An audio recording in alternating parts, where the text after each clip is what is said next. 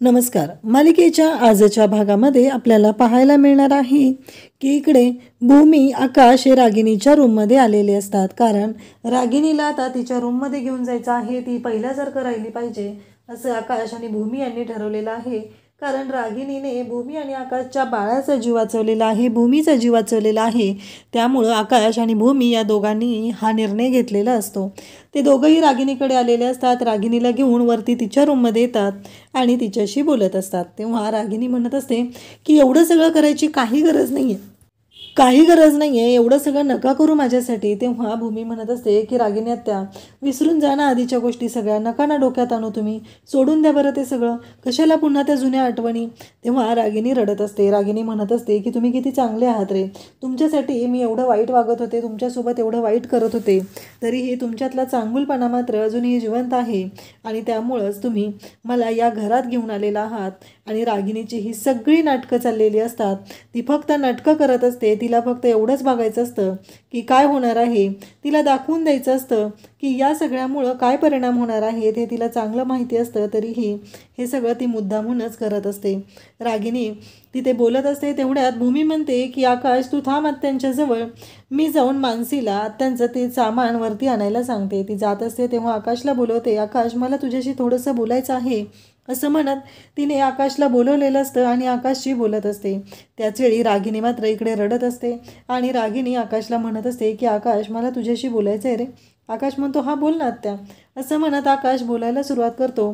रागिणी म्हणत असते की मला ना तुला काही गोष्टी सांगायच्या आहेत, त्या म्हणजे आत्ता भूमीच्या बाबतीत काय घडतंय. कारण तुमचं बाळ सगळं व्यवस्थित आहे ना, मला एक कळत नाही आहे अचानक भूमीला हा त्रास का झालेला आहे. म्हणजे अचानक अशी कोणती गोष्ट घडली की ज्याच्यामुळं भूमीवरती ही वेळ आलेली आहे. हे सगळं बोललं जात असतं आणि तेव्हा भूमी मात्र म्हणत असते की आकाशशी बोलायचंच राहिलं माझं, मला आकाशशी जाऊन बोललं पाहिजे. असं म्हणत भूमी आता इकडे आकाशशी बोलायला येत असते आणि आकाश मात्र तिथे आत्याच्या जवळ बसलेला असतो. ती म्हणत असते की मला ना कळत नाही आहे की धूप होता म्हणून एवढा मोठा त्रास होऊ शकतो. म्हणजे असं कशामुळे झालं असेल, कोणता धूप वापरलेला म्हणून असं झालं आहे. आणि असंही भूमीला घरामध्ये धूप फिरवायची कितीतरी सवय आहे, मग हे असं का घडतंय. असे अनेक प्रश्न आता रागिणी इकडे विचारत असते. रागिणीच्या डोक्यात विचार सुरू झालेले असतात. रागिणीचं एकच म्हणणं असतं की आकाश मला असं वाटतंय की भूमी आपल्यापासून काहीतरी लपवते. मला असं का वाटतंय मला माहीत नाही आहे, पण भूमीच्या डोक्यात काहीतरी सुरू आहे आणि तिला ते आपल्याला सांगायचं नाही असं रागिणी बोलत असते. आणि त्याचवेळी भूमी समोरून आलेली असते.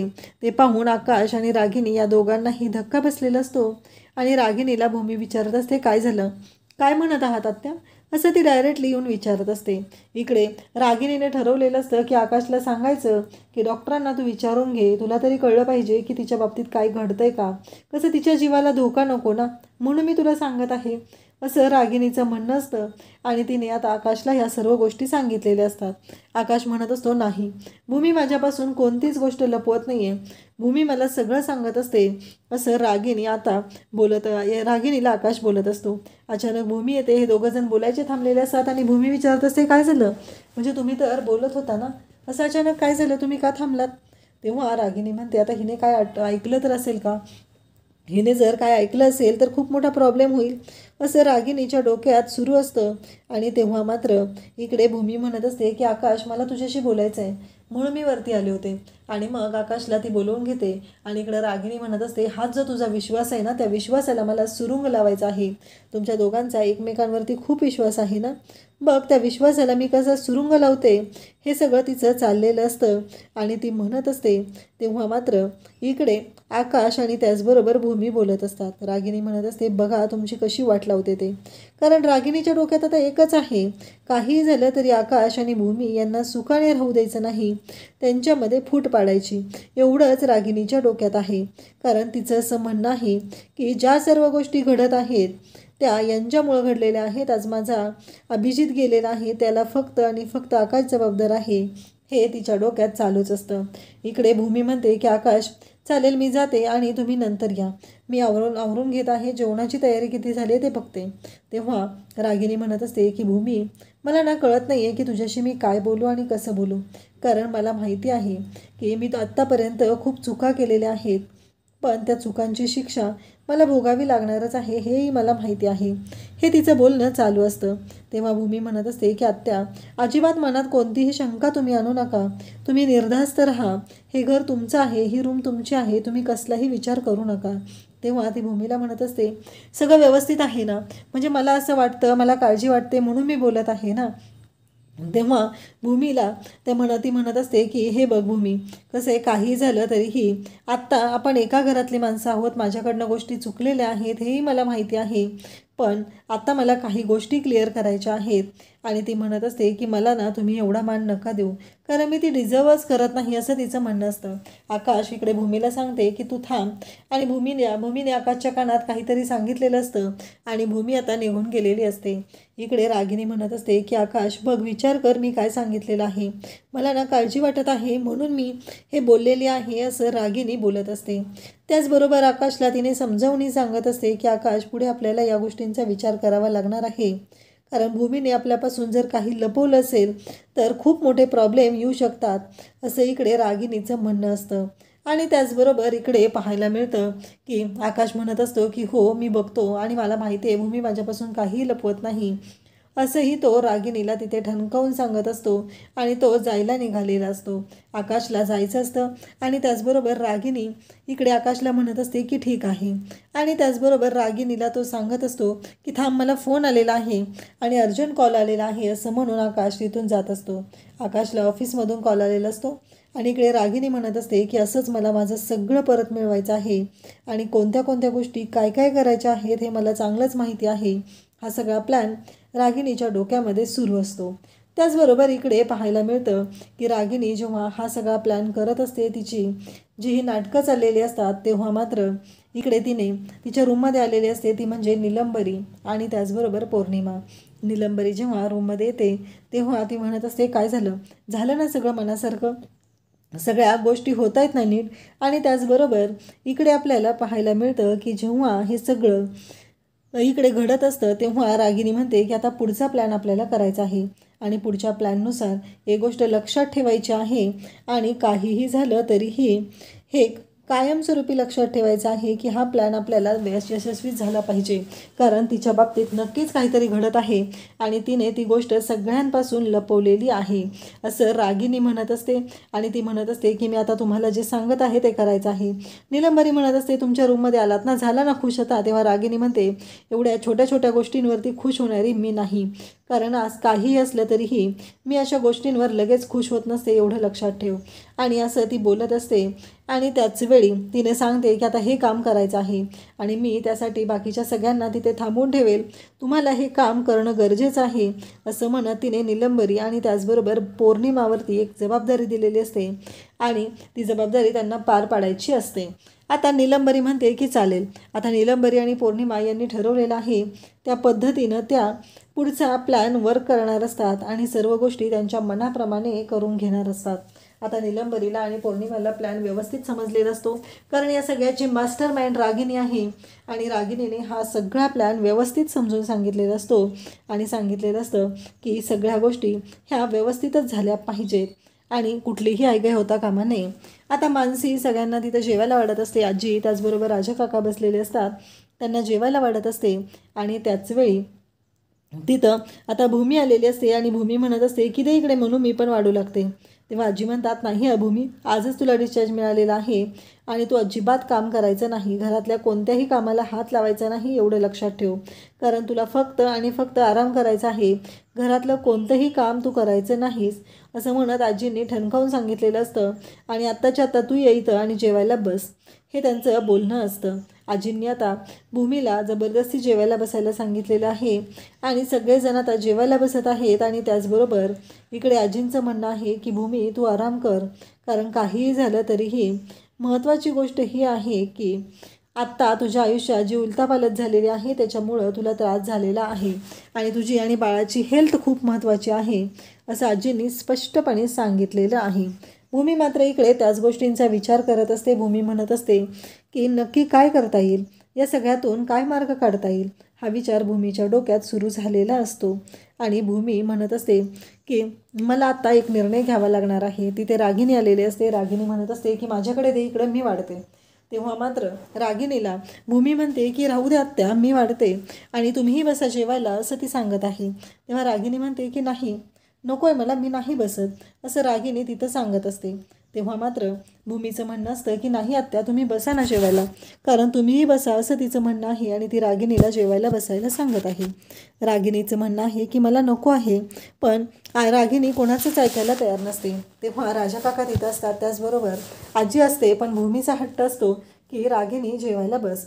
पण रागिणी मात्र जेवायला तिथे बसत नसते. ती म्हणत असते मी ठरवलं आहे ना, मी नोकरांसारखं राहायचं आहे असं ठरवलेलं आहे ना.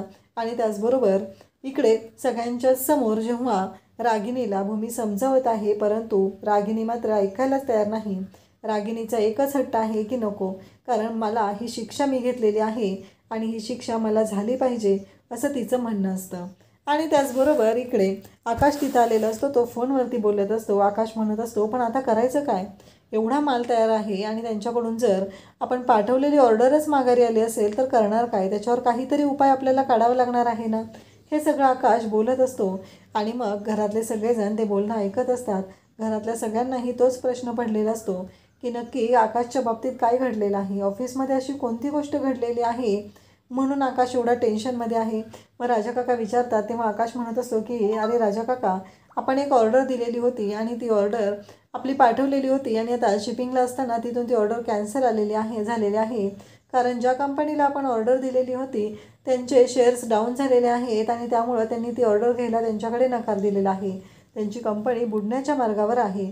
पण आपल्यासाठी हा एवढा मोठा धक्का कसा सहन करायचा आहे, हा प्रश्न इकडे आकाश विचारत असतो. राजा काका, हे आपल्याला शक्यच नाही, हा केवढा मोठा लॉस आहे आणि मटेरियल पण तसंच पडून राहणार आहे, हे सगळं आपल्याला कसं मॅनेज करायचं आहे, हा प्रश्न राजा काकाला आकाश विचारत असतो. इकडे निलंबरी आणि पौर्णिमा दोघीही भूमीच्या रूममध्ये आलेले असतात. भूमीच्या रूममध्ये येऊन त्यांनी पुढचा प्लॅन आखलेला असतो.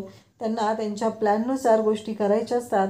त्यांनी ठरवलेलं असतं की आता रूममध्ये येऊन, त्याचबरोबर इकडे रूममध्ये येऊन त्यांनी भूमीचा मोबाईल ताब्यात घेतलेला असतो. त्यावेळेस निलंबरी म्हणत असते, अगं पण तो मोबाईल लॉक असेल ना, तो उघडणार कसा. तेव्हा इकडे पौर्णिमा म्हणत असते की मला माहिती आहे तिच्या मोबाईलचा पासवर्ड, असं म्हणत पौर्णिमाने तो पासवर्ड त्या मोबाईलवरती टाकलेला असतो. आणि जेव्हा पासवर्ड मोबाईलवरती टाकते तेव्हा मात्र निलंबरी म्हणते आता पुढे. तेव्हा ती म्हणते की हे बघ, मी त्या डॉक्टरला मेसेज पाठवते, हा मेसेज बरोबर आहे का बघ, असं म्हणत तिने निलंबरीला सांगत असते.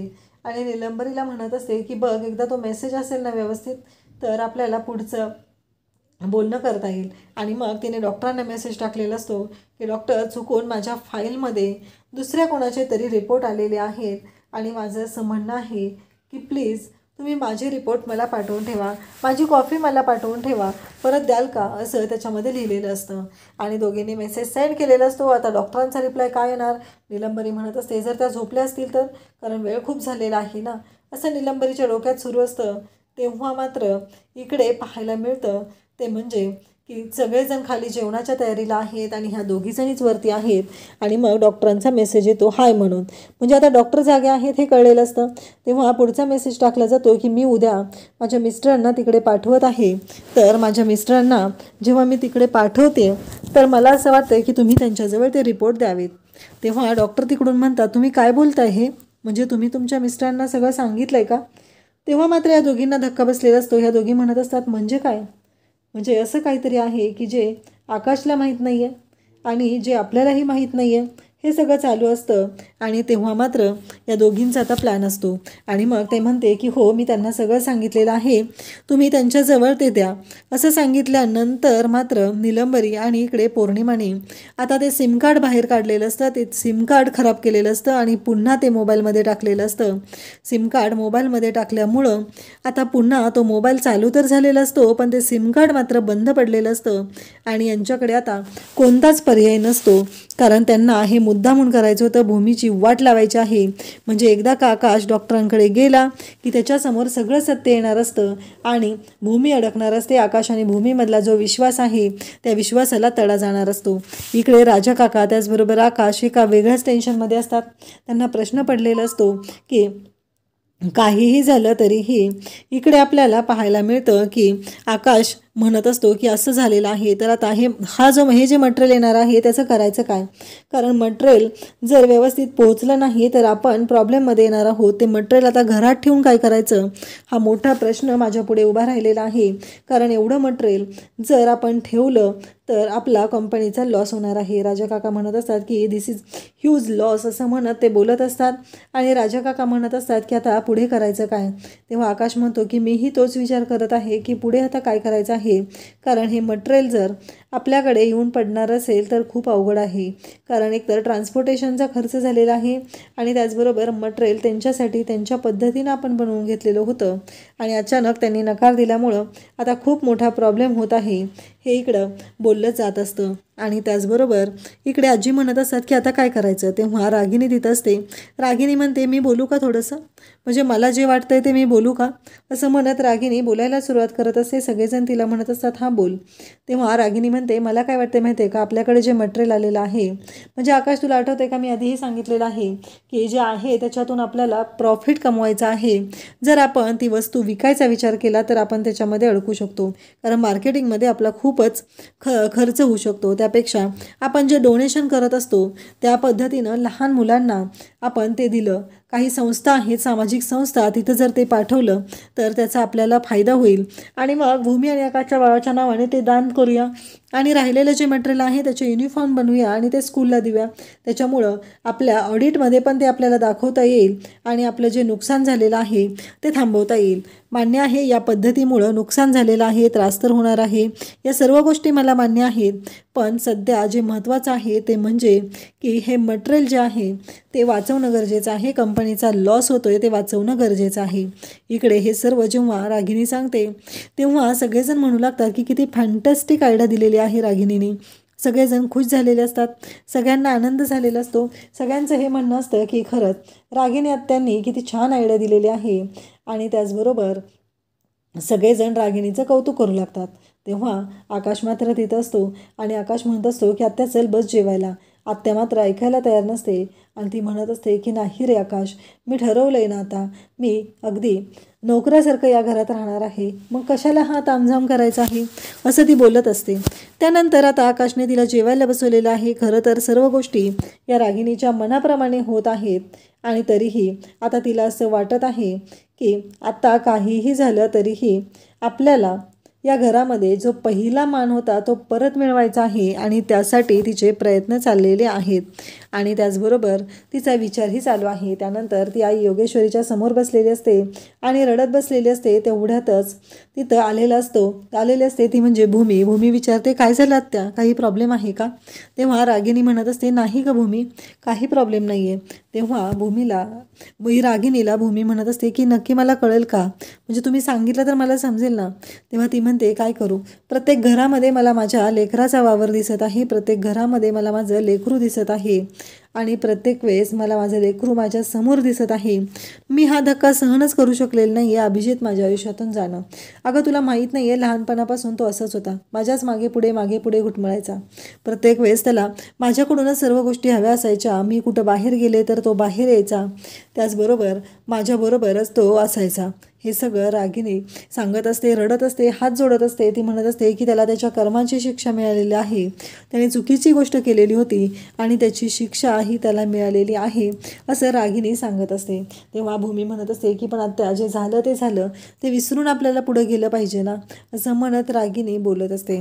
रागिनीला भूमी बोलत असते. भूमीचं असं म्हणणं असतं की आत्या काळजी करू नका, सगळ्या गोष्टी व्यवस्थित होतील. पण रागिनीचं म्हणणं आहे की माझा गेलेला मुलगा तो परत नाही येणार, त्याला परत आणण्यासाठी काय करावं लागेल, हे सगळं जेव्हा घडत असतं.